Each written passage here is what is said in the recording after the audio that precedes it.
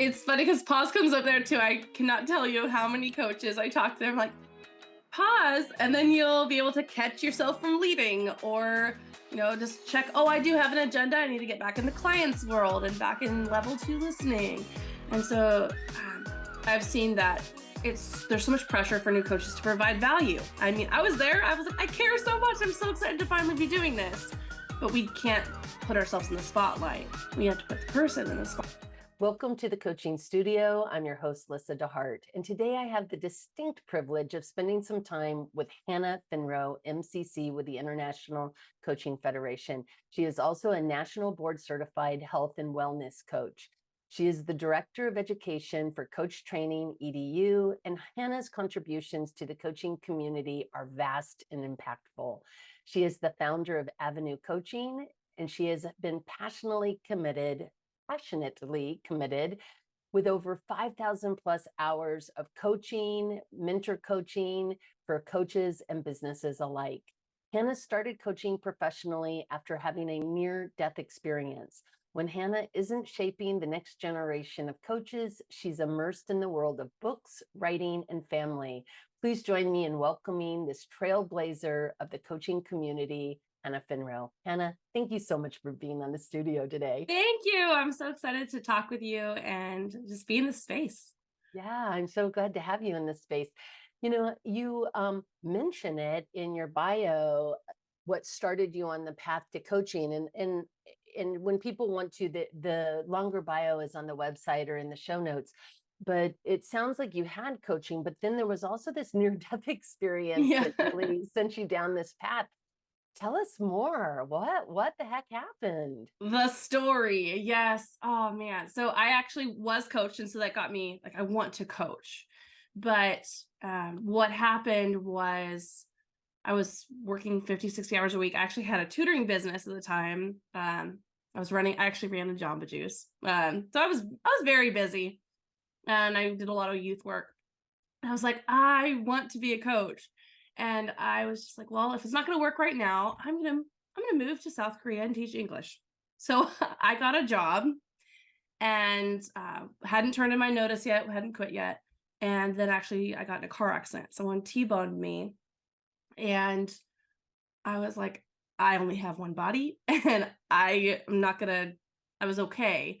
But I needed a lot of massage therapy, chiropractic. I have permanent neck and back injuries from that accident still. And so I was like, okay, I'm going to stay. And so I was kind of this place where I'm like, I wanted to just go off and, I can move across the world and build my coaching there and do something else that supports learning and growth, because that's always been my thing.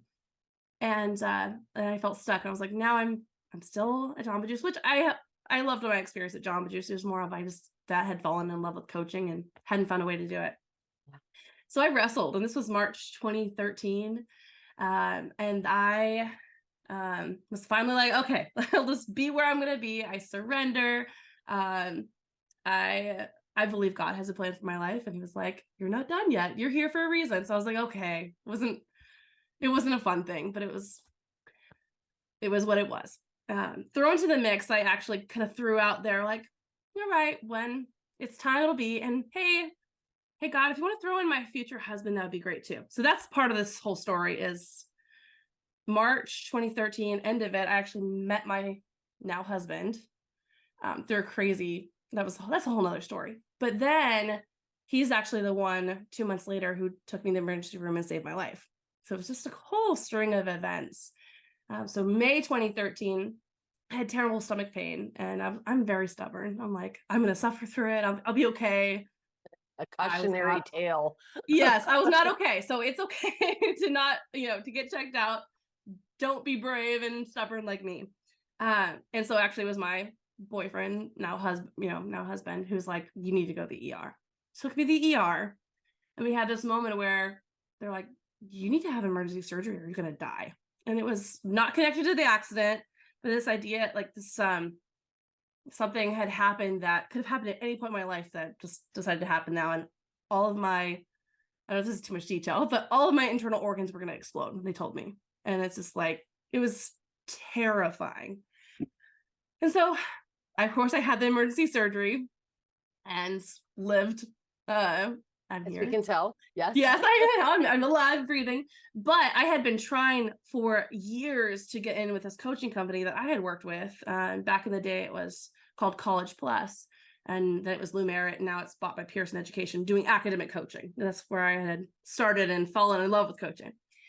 I got a call the day after my surgery. I literally was covered in cracker crumbs, couldn't sit up, and they're like, "We finally have a space for you. We'd love to hire you." And I'm like, I get to enter the world of coaching. And I was like, wow, I'm still here for a reason. And life's too short to not pursue what I feel like I'm here to do.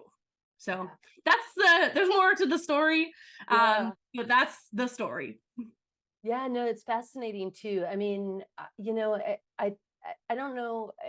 Everybody has different belief systems, and that's wonderful. And it is sort of one of those interesting things where if you're not supposed to die, nothing will kill you. And if you are, you could slip on a bar of soap in your bathtub and be gone the next second. So I think it's really that it's a fascinating thing when we find we're here and we're supposed to be here, and things that could have killed us don't. And now what will we do with our time? How has this experience impacted how you show up with people? I show up with so much gratitude that I get to do this work. It's always been I get to coach, and I'm passionate about helping others feel that way too. Because then you're building a business, you're doing all the things. You can lose that. I get to. This is just a gift to be part of.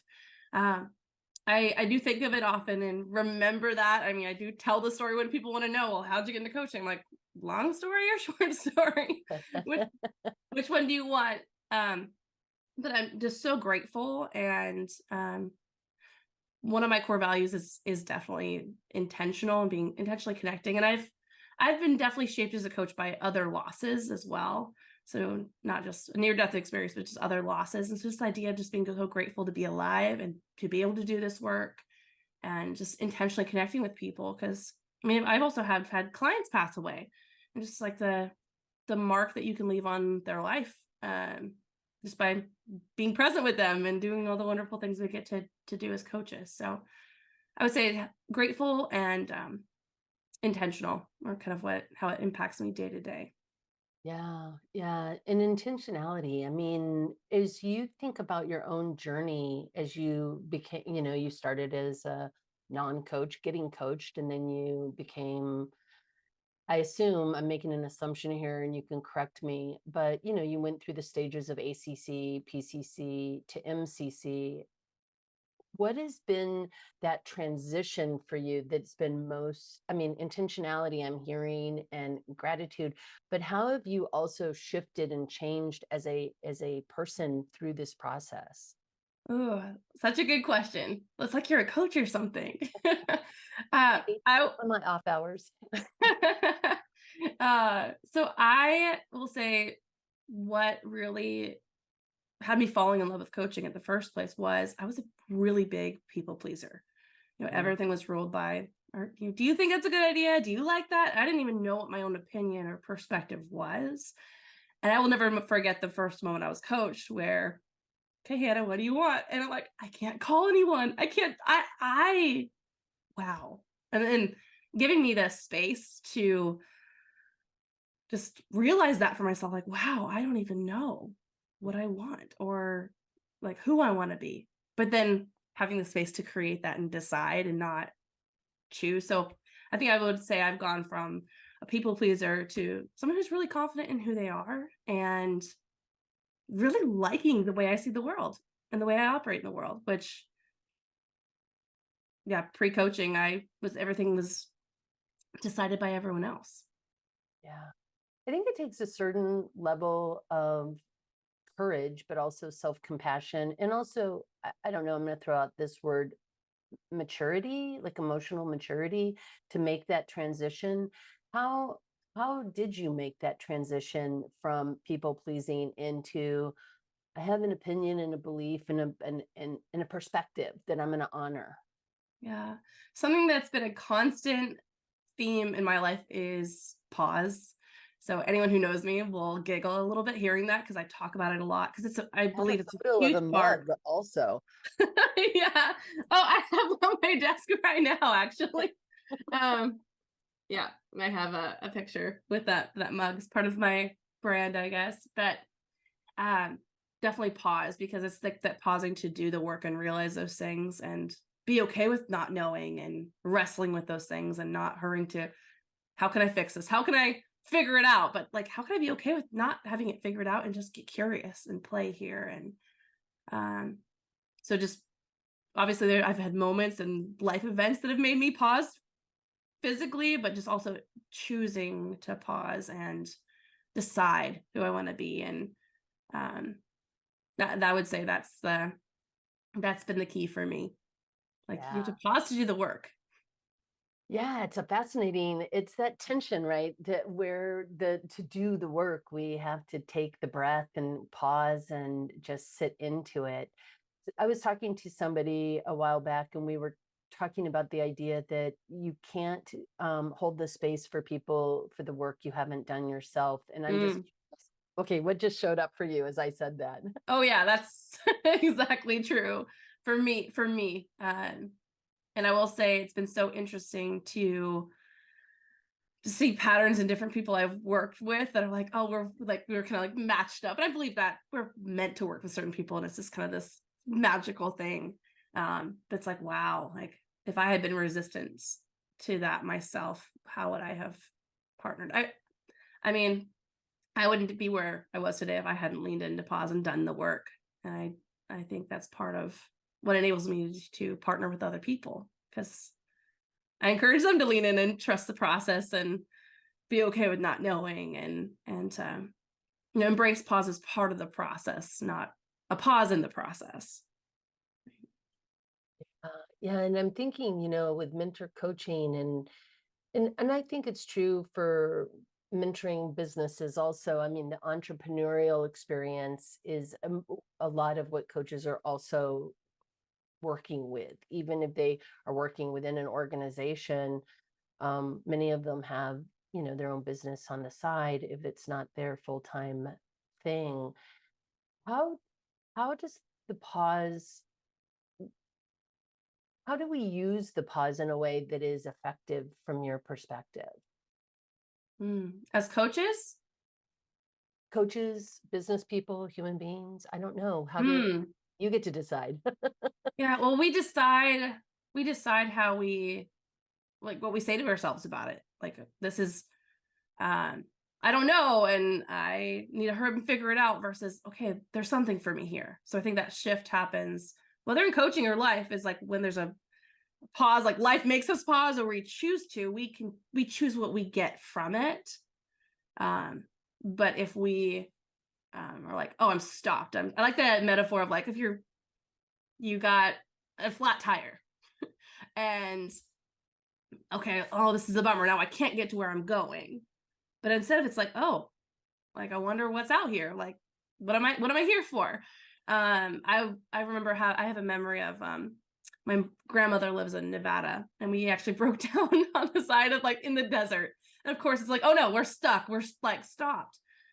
I have like a really, like, a core memory of like a water fight with all my siblings. We happened to like have a creek. And so if we hadn't gotten out of the car and been like, what's here for us, I would have missed out on something like I can like play in my memory, and it's really meaningful.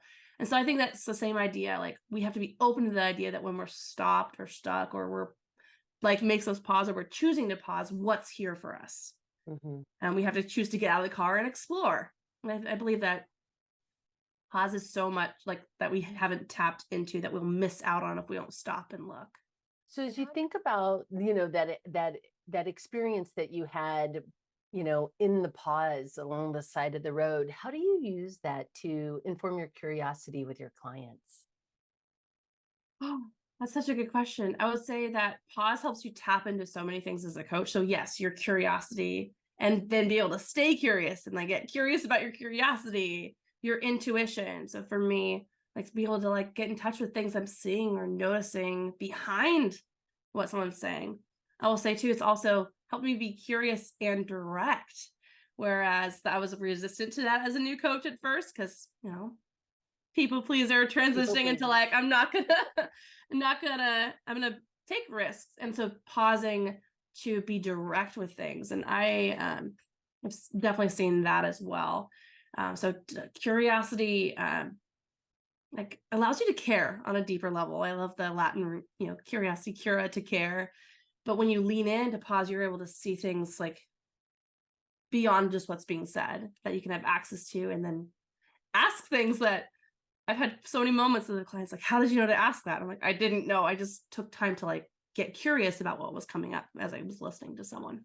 Yeah, there's this interesting attunement that I'm hearing, and I think it's really important as coaches are thinking about how to be present with clients, with themselves, with each other, with the world, and it's that at least from what I'm hearing from you, there's this sense of just allowing ourselves to notice not just the words that the client are saying, but also our experience of the words that the client are sharing, their energy, our energy, and those sorts of things. And I know you work with a coaching school. What is the journey that you see that is the struggle for most young coaches as they're moving into a more partnered form of or partnered form of coaching, I guess? It's funny because pause comes up there too. I cannot tell you how many coaches I talk to. They're like, pause, and then you'll be able to catch yourself from leading, or just check, oh, I do have an agenda, I need to get back in the client's world and back in level 2 listening.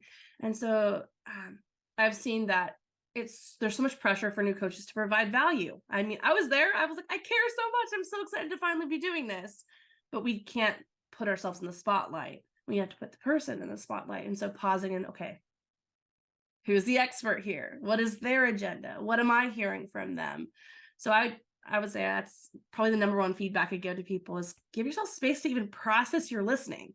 Mhm. I often say, like, build a bridge between your listening and your curiosity. And that's pause. Pause is that bridge. Oh, I But if you love that. Build a bridge between your say that again. I loved that. build a bridge between your listening and your curiosity. And pause is that bridge. Yeah, it is. It's so funny. I had studied Stephen Covey's work many years ago, and he has a video that he did. And he's like, press the pause button, and he actually presses a button on his forehead, like to pause before transitioning from, say, work, leaving the car and moving into the house where your family is. Like, press the pause button on one thing before you start the next thing, and really honoring that pause. I think that's brilliant. And I think also too, one of the things that I've at least experienced, and I'm curious how this shows up for you, but learning to just sort of, I'm okay, I'm okay, I'm okay, I'm okay. Like, I don't need to fill every space. Mm. Although sometimes that's really hard, especially if we're excited about something. And I think sometimes our clients bring forward things, or our students bring forward things that we're excited about also, and Yeah. learning to be able to pause in those moments, that takes awareness, I think. Yeah. Yeah. And just and catch yourself. I always tell coaches it's normal. Like, it's normal to care, want to provide value. Like that's and a lot of times people are coming in, they've served people in other ways or other helping professions as well. And so coaching is like learning a new language. And then not only are you learning a new language, here you are, you're speaking it with someone. So giving yourself space to process and be intentional and check yourself. But also that space is so valuable for that person to hear and see themselves, and to they actually get more out of the process. So it's a win-win for everyone. Um, but oftentimes I think that there's so much pressure coaches can put on themselves that they can take off when they just lean into giving themselves some space. Yeah. Are there any other things that you would say to a new coach, or somebody who's been coaching for a while, maybe especially those coaches really wanting to lean into more masterfully demonstrating their capacity as a coach? Any recommendations or things that you would think might be useful for them to know about? Yeah.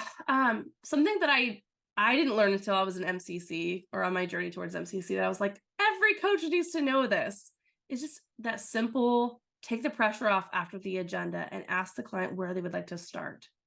I think that's something that's, I mean, again, I was like, why haven't I heard this before? This is brilliant. Because there's so much oftentimes pressure on that first question, like, where do I take this? And that puts you in the position of expert and leading, and there's pressure and curiosity goes out the window. Like, and so just where would you like to start? Or what should we start with? Or what would you like to explore first? So I tell that to day one to coaches and to coaches who obviously want to, go towards mastery. The other piece that I would say is really important is just check where someone's at in their own self-awareness journeys. Like, spend time exploring their goals. Do they have some goals about the person who they want to be? Because that will affect the rest of the coaching journey. If they have some awareness of like, well, I want to work on this about myself, you already have so much depth that you could work with. If someone's ready to talk about it, they're ready to go more towards that MCC level. They're ready to work on their being.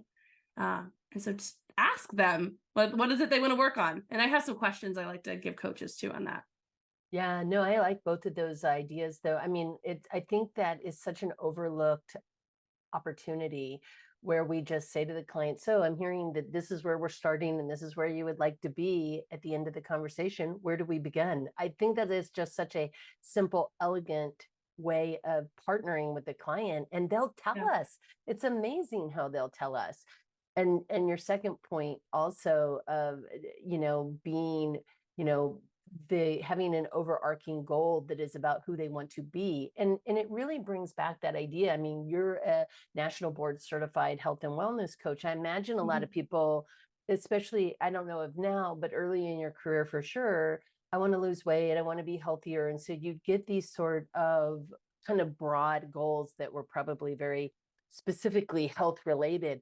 How were you able to really suss out the deeper underlying, I don't know, things that were going on below the surface? Yeah, the challenge I think that a lot of health board coaches face is like, you're within like a 20-minute session. If you're in like a healthcare setting, it's harder to have the time for that.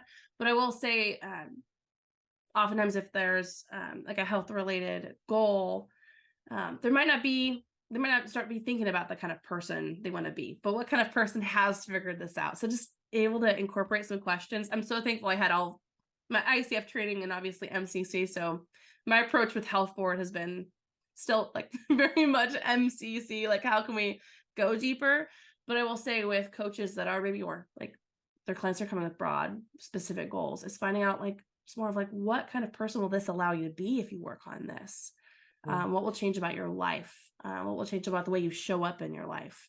So just taking time to explore those goals, and it can be tempting to go broad, but it's hard to go broad and then go deep. So just going back to like inviting them to connect it to being, and even if they don't see a problem, like, oh, this is the kind of person I need to be able to handle this. They might not be there in terms of that level of awareness. I find like, well, just exploring what would be different or better about you, with exploring that. Yeah, and I think one of the things that shows up for me as you say that is I think about people I've worked with where there's been a health related issue, and what is important about this. And oftentimes it has to do with being there for their children or their grandchildren or for the other people in their lives that they love. And so what does it mean to be there? And how do you, it's a funny thing. I remember a conversation I was having in a training with a trainer in solution focused therapy. And she talked about a story about a gentleman who was a smoker for years and always went into back in the day when you could just go to a machine and pull out cigarettes, right? Back long time ago, probably before your time. And he was also a union worker. And one day somebody said to him, interesting way to support big business with all of your smoking. And it was the day that he just sort of quit smoking because he had a value system that was out of alignment with what he was supporting. And in that moment, he decided to quit smoking. It wasn't that he was going to like titrate himself off of cigarettes necessarily. It hit against a value. And I think sometimes, to your point, people come to us with whatever their thing is. I want to lose weight. I want to, I need to eat healthier because I have a heart issues or diabetes or whatever, insert here. And there's something else going on also that is also equally as valuable, if not more so, to them. And if we can touch into that or allow them to touch into that and discover it, it makes the other thing less of a problem, because this thing is so big and important. I don't know, as I'm saying that, what shows up for you? Yeah, I mean, that's the NBHWC's definition of coaching, helping the client make self-directed changes aligned with their values. So ask There about you go. values. And values is being, just knowing, not just what the value is, being able to name it, but like, what are you actually wanting to experience? Who does that allow you to be in your life? That is, I think, sometimes an untapped like exploration that everyone should have, because our values change as we change too. Maybe not the name, but like different experiences we can have. Like quality time looks a lot different now that I have little kids. So I've had to like create, like, I can't have the same expectation I had when I was, single and could do whatever I wanted, whatever I wanted. That's totally different than, there's other little people in my life. Yeah. Well, and I think that's true. I mean, I don't think that any of us, like, am I the same person I was when I was 18 or 30 or 40, whatever, right? Like that there's an evolution that we go through. Integrity may be a really important value to me, but in my experience of integrity may also allow for now to say no occasionally, where in my early 20s, it was like no was a forbidden word because I was like saying yes to everything. And we all know, the problems with saying yes to everything is that you get overwhelmed and you maybe too many pokers and too many fires. And so that capacity to learn where I made distinctions and stayed in integrity, not just being my word is my bond forever, but like, what is my word to myself if I also am important in this equation? So I think your point around values is really important. And I don't know if you've experienced this also. I remember asking people, like, what would you say your top 5 values are? You do some sort of value exercise with them. And they can name off values, but they don't necessarily know how to really describe and articulate the values that they say are important to them. And I think that can be such an interesting conversation of self-awareness as we actually start to suss out what something genuinely means to us at this moment in time. Yeah. How do you see that playing out with the work that you've done? Yeah, I especially saw that in COVID I had so many executives actually wanting more like well-being and wellness coaching. And it ended up being around values, because they had space and like, a shift in like way life looked. So there's a little nod to pause there. And then they realized, like, I'm not really in alignment with what matters most to me, but I don't even know. And so this idea, like, I've had clients that are like, we could spend a whole session on just one value, just exploring, like, what are you experiencing when that's in your life? What happens next? What does that open up for you? There's so much there to dive in, but I love the idea of like just remembering values are something you add to your life. So it works in, outside in. And then kind of the idea of like kind of pressing play, like, what are the moments that you're experiencing because you're engaging with this, that you're adding this to your life? What happens next? So you can really follow the person if they want to get really into visualization and kind of play out their day or just a brief moment. But the idea is, if you can speak to what you want to experience from a value, it's really helpful to rename that value to capture that experience. So Can you like I give an said, example? I'd love to hear an yeah. example of that. Yeah, so one of my very core values is quality time. And it actually started with me getting irritated with my husband, like, you on your phone, not looking at me, distractions, that is not quality time. And to him, that was quality time. I'm with you. And so that's a whole nother thing. When we understand what we want to experience, we can communicate it with other people, that's what we're needing. But what happened was, I'm really wanting you to intentionally connect with me. Eye contact, phone down, limited distractions, meaningful conversation. And now I have that value that it started there, but now it's like, that's what I seek. Well, I'm seeking it even with you right now. Like, I'm intentionally connecting with you in this conversation with every client I work with. How can I intentionally connect with them? So what happens is, when you can pull out a value, like that and name it, then it's like, oh, this is what I want to experience in my work, in my life, in my relationship. If I'm, meeting someone new, how can I intentionally connect with them? So I'm always looking for ways to honor and be in alignment with that value, regardless of the area of my life, because I have what I want to experience clear. I love that. And I think it's such an important exploration. And I think also you said the word alignment. And I think that that's where so much of our discomfort in life comes in, is where we're out of alignment with the Yeah. things that are truly important to us, and our values tend to be. You said something, I'm not sure what I'm not sure exactly how you meant it. You said the value is something we sort of add, it's an outside in thing. And I think I have a different perspective on it. So I want to understand your perspective on the outside in that relation. Yeah. Well, perspective, it kind of brings in the whole perspective and value, and they can interact. So I definitely have a perspective about intentional connection as well as a value. Perspective is what I would say is, inside out, from my core beliefs and, Mm, emotion and experiences, assumptions, all of that shapes the lens that I view out the world. So I look at things like I might judge it with a perspective, like, is this going to allow me to intentionally connect and honor that value? And then the values I'm choosing to engage that's that outside in. So, that's interesting. so I it's, like it that. can be both. Yeah, no, and I love the distinction because I hadn't really thought about it in that way. And so I like thinking about it in a different way, but I agree with you because that intentionality is, it may be inside of me, but it's sort of like potential at that point. Just because I have potential for something, if I don't actually take action on that potential, it is unutilized potential at that point, whatever the potential is. And maybe I don't care. When I was a kid, I was a really good swimmer. I didn't care if I was a really good swimmer. My dad really cared if I was a good swimmer, but I did not. So it was sort of this Mm. unused potential that I have. And I've never been super sorry about it because I like to swim, but I never wanted to be like a competitive swimmer. That wasn't really where my interest was.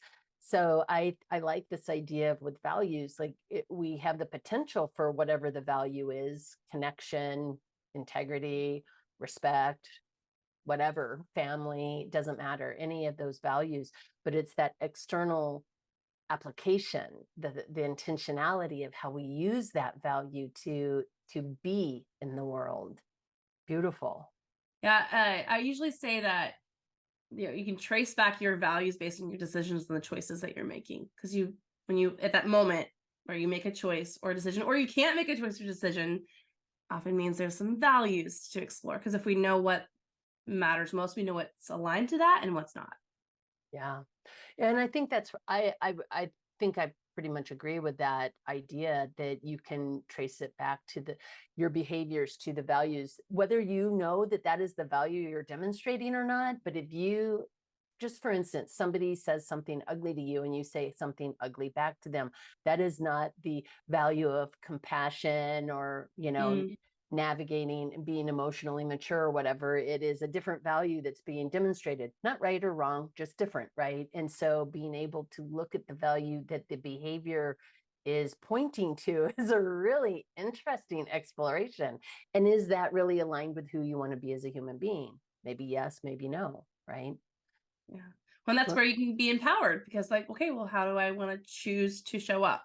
What mhm. values do I want to honor? And what Yeah, are the opportunities in my life yeah, to yeah. honor those? Well, and I think it's really interesting too, because you had mentioned being a people pleaser earlier in the conversation, and that's something Mm. that you were working, that you've been working on in your life.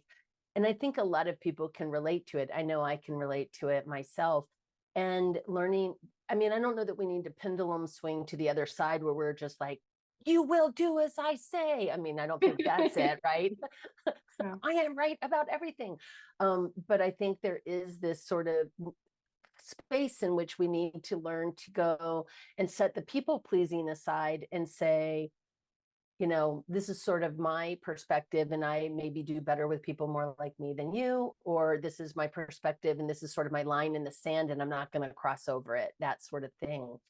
Um, yeah, and I think that becomes like, if our value then is about being a whole human being, not just people pleasing, but also self pleasing. Like, where's that balance? What does that look like? It gives us a space of choice, like you said. I love that. Thank you for sharing that perspective, because I'm going to sit and play with that now. Thank you for giving me something to sit and play with, Hannah.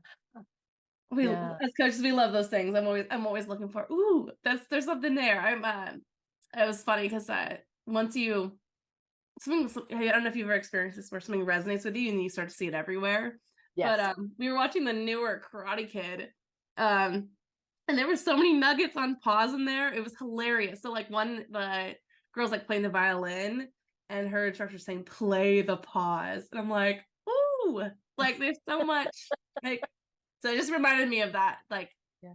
I love those little nuggets, and then such a cool thing as coaches to be able to go forward and like coach ourselves or like create something from just the little things we interact with. So Yeah, no, I completely agree. And I love that idea too of play the pause.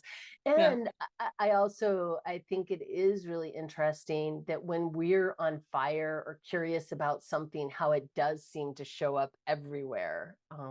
In whether it's in our work or just watching a show or listening to something or reading a book. And so yeah, that experience of just playing with ideas can be so much fun. I think, and I mean, I'll be curious again, your thoughts on this. I think it opens us to really hearing things that might possibly be below the surface when our clients are sharing their experience with us also. Mm-hmm. Yeah, definitely. Uh, it's, I think there's so much we could miss out on because we're like hurrying ahead or we're seeing connections and we are attuned to the person. You have to kind of like mindfully pull back. But I've had so many cool moments like, wow, if I hadn't held space or just stayed curious, what we would have missed out on. It's so interesting to like play back a session in your mind. We're literally playing one back and you're like, whoa, Yeah. my instinct here was this, and I chose differently, or I just didn't choose at all and let the client choose, right? And look what just happened. Because sometimes we have something that comes up that we're not actually meant to say, and then 5 minutes later the client has this huge revelation and you're like, oh, what just happened? So there's this playful, like, we'll see what happens, that I just love that about coaching. Yeah, sort of the kismet that is in the Yeah. space. Well, you just said something where we play back our coaching in our minds or actually play it back. How do you continue to grow yourself as a coach? I mean, I know you're an MCC, but that doesn't mean the journey has come to a conclusion, right?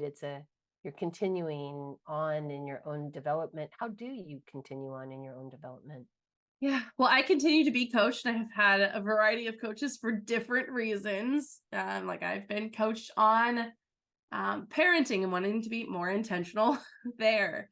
I've actually had some marriage coaching, which has been really fun. So different goals, working with different coaches, having different mentors, and just having conversations with people, and even if it's informal, like, what can I learn from you? So I will say the number one thing that keeps me growing is I never enter a space saying I know everything there is to know. It's more of, what can I learn here? So whether I'm in a coaching session, I'm being mentored, I'm just meeting with someone and we're just having a coffee chat, I'm expecting to learn. And I will say that's what I would encourage any coach listening or anyone listening is like, if you focus on learning, that's what's gonna keep you growing. I think we really limit ourselves if we show up and, hey, I know everything there is to know. Mhm. Yeah, it's interesting. It's interesting. I think that learner's mindset, it's different than even a beginner's mindset. Like a beginner's mindset is I know nothing, but that learner's mindset is I know some things, but I don't know other things, and I'm open to expanding and participating and growing and learning. I really appreciate that. Is we're kind of is there some piece of the work that you've been doing that you're passionate about? Are you writing about or doing other work around? Yeah. So since getting my MBHWC, part of the dream with that, I was like, oh, there's like coaches, but also just empathetic business owners. They're creative, they're passionate, and they can lack boundaries. And What? because if you care so much, you're like, I mean, Yeah. I know for me, like, I love this so much. This is part of like my, like why I'm still here. It can be hard to take care of yourself.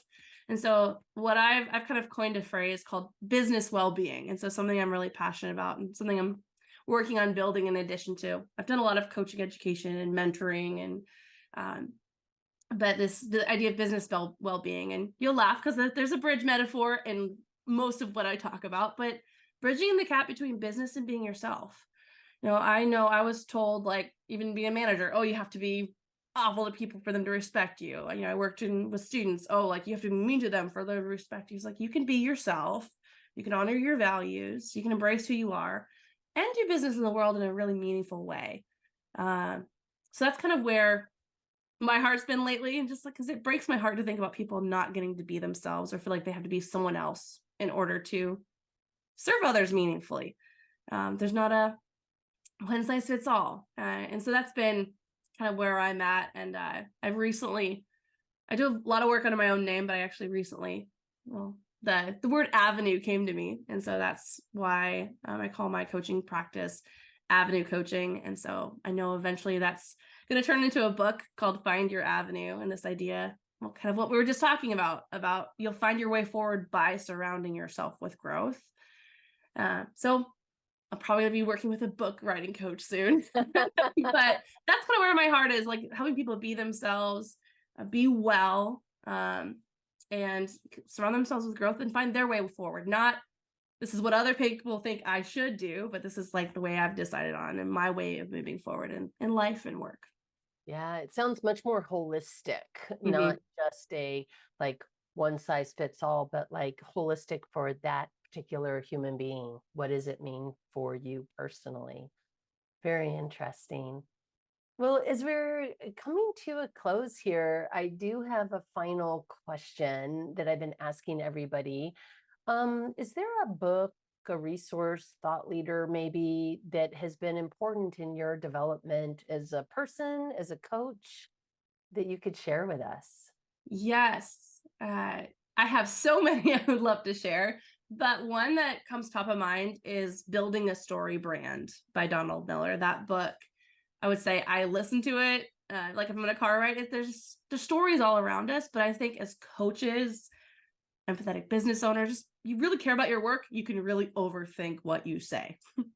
And you really get stuck there. And then it kind of breaks my heart to think about these amazing coaches that can't talk about coaching, or it's because it's so personal and meaningful and exciting too. So I just love what story brand stands for, this idea of clarifying what you want to talk about, kind of getting out of your own way and just like getting clear on that, because we really want to make the client shine. And we're like, they have the whole, like, you're the guide and they're the hero. And I just love that ideas that translates to coaching. But in general, I just think that if we get clear on what we have to offer the world, we just can show up and serve and be present and get untangled from all the overthinking. So that's one I go back to often because there's always stories everywhere. And Yeah.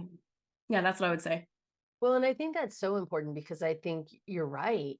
So many coaches really struggle with how to even speak to what it is that they want to be doing. And even if they never say it to another person, if they've clarified it in their own mind, it's going to definitely support them in showing up in a way that is more confident than if they're like, yeah, I don't know really what I do and I don't know how to explain. Mm-hmm. Yeah, brilliant. Well, I'll be putting a link to the book below. And any more because you had so many. Yeah. Oh man. Well, any of Donald Miller's books, like he's wrote like Marketing Made Simple too, where you take what you learned in Story Brand and apply it. I know he's actually working on a coach specific book releasing in March too, which is kind of cool. Geared more towards business coaches, but I think there's a lot of things that could apply because Mhm. I think there's a lot of coaches taught how to coach, and something for me, I know, like, you're not necessarily taught how to market yourself. Like, business is a whole other side of things. Yeah. That I think that can be the difference in, if you don't want coaching to just be a hobby, you got to take yourself seriously, and there's so many resources out there. So Story Brand's a good one. I could probably list more, but I'll go and stop there. Anything that Donald Miller's put out in the world, I'm All probably right, doing Donald it. Miller, he's the guy. He's the guy of this, he's the guy at the end of this hour that we're spending together. Thank you so much for being on the coaching studio today. Thank you for having me. I enjoyed the conversation, the space that you create here. Thank you. And thank you for bringing your full self and sharing yourself with the audience who's got something to learn. And I hope they pause and enjoy and let that sink in for themselves. So thank you again so much for Yeah. being here today. Thank you for having me.